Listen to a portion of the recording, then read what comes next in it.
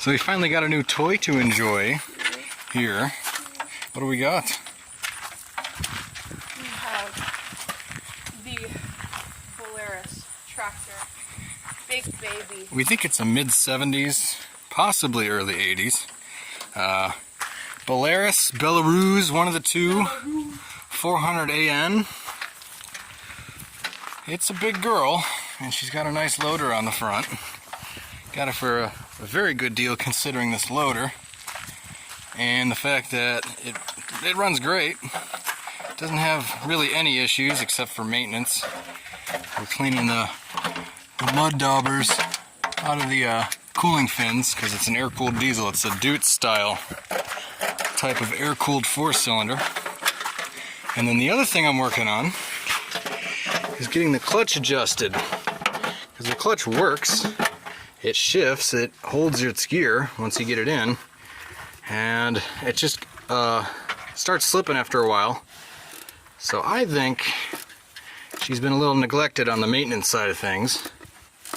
So hopefully we can just adjust it and then have it run at least for, maybe a year or two before we get the thing split in half, because that is going to be one job right there, getting this tractor split in half, especially with the loader. Loader's going to have to come off the front, and then all kinds of stuff's going to have to be unbolted to get to that bell housing. So if we can avoid that, that's the goal.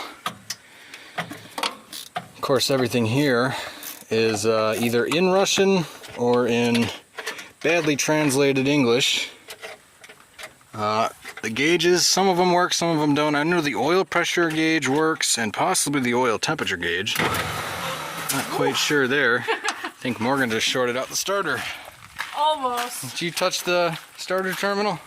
I was trying to scrape some stuff out of here, and then it got stuck on there when I tried pulling it out. Good thing she's not in gear. Nope. Tractor does have a parking brake, which is good because I don't like leaving my stuff in gear in case something like that happens while you're working on it. Let's get this. I can't get anything out from behind it because this thing is right there. Oh, that might be a problem. What? From what I can see, it's looking like the clutch may have some oil on it, which could be indicative of, yeah, that could be due to a rear main on the engine, or this could be transmission oil too. Let's see.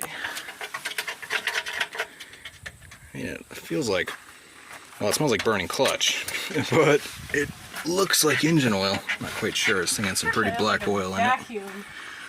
I think we're going to try and get this clutch adjusted, because right now there is zero free play when you press the clutch. There should be, I think it's 3 to 4 millimeters between the clutch fingers there and the throwout bearing.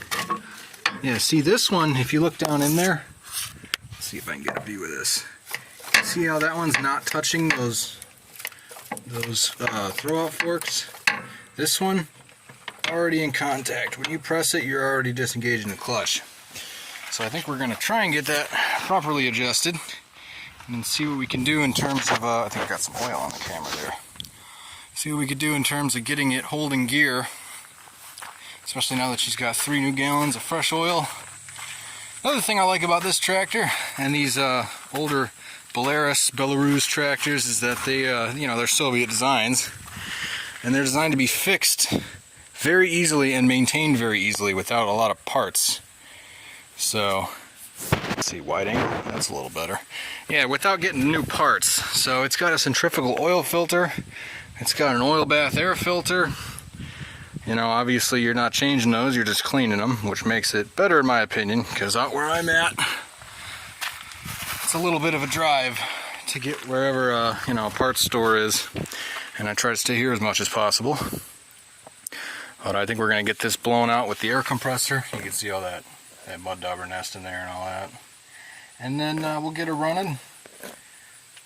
See if she builds pressure, make sure everything's going good on the oil side of things, and then from there I think we'll tackle this clutch adjustment. Well, she's all back together. We moved her around, we brought her from over there over here.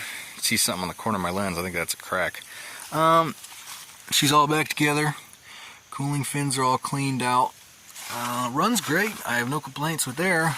The loader works. I had to adjust the pressure relief valve because generally, I mean, what you want to do is you want the loader to be able to lift up the front of the tractor, and it wasn't really doing that, even at mid throttle.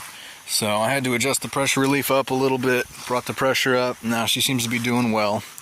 There's always room for more adjustment. The clutch went well, actually. I was surprised. We did adjust it.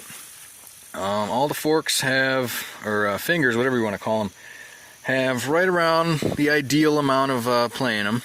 So 3 to 4 millimeter. Now, I think I do need to adjust my clutch pedal though, because when you push it all the way down, if the RPM's high, it's not going to want to go in gear. It's going to grind a little bit, and you usually want to do it a little closer to idle. So, I mean, that's probably pedal adjustment or linkage, because I do know that there is a clutch linkage down there somewhere that can be adjusted. So that's going to be the next thing. Fluids are all new. She seems to be running real good and real happy about that. I guess the next thing is I got to mess with is, like I said, the hydraulics, because it was dropping the 3-point slowly over time. I mean, I think I got it to hold up now. Different operating procedure on some of these than I'm used to, so we'll see if this holds up. If not, we're going to have to probably check on some of the cylinders. I know there's one in there that lifts it. I don't know exactly where it's at. I do believe it is an actual hydraulic cylinder though that does the tilt on these. Yeah, there it is right there. There's the cylinder. You can see the shaft coming out of that, so as long as that's not leaking, I think we should be good. Obviously, it could be internal leakage past the seals. It could also be what's happening with the loader, making it a little weak on the lift, because the bucket curl seems to work pretty well. And it will, start to lift up the front end there. I guess the only other thing we got to worry about in the future is going to be this front axle. I mean, this thing's got a lot of play in it. Like, if I do a full crank turn, wheels all the way to the right or the left, it starts to, the wheel goes way past where it should.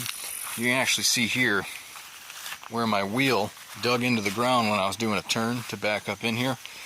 And we don't want that. So hopefully there's either some kind of adjustment, or we might have to replace these linkages, these tie rods. I don't know where I'm going to even find one of them. Hopefully I could find something universal and make it fit. But future plans for her, we're definitely going to get a bush hog on the back, because we've got that past her, that one over there past the cars, and that one back there. We've got to get those mowed and ready for spring. It's obviously fall around the time of recording right now, so we're getting her ready. Hopefully she serves us well. The only thing I'm worried about is that clutch does seem to be soaked in oil, like you saw previously. I'm hoping that's not too bad of a rear main seal leak. I did notice that the drainage plug on the bottom of the bell housing there, let's see if you can see that right in the middle there, that was plugged up. It had like a cotter pin or something stuck in it. So I cleaned that out. Hopefully she drains, doesn't soak that clutch again. I might have to take this inspection cover off and soak her in some brake clean or something to get it nice and dry. But if that holds for a couple of years, it's definitely going to be worth it. Because like I said, this thing was cheaper than it should have been, I think. I don't know the tractor market out here, but we will find out how she treats us. I think I'm going to take her for a little ride.